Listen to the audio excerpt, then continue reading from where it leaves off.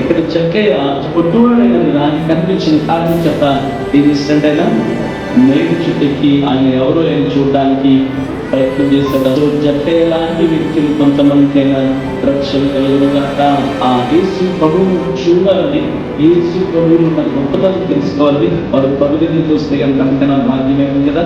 so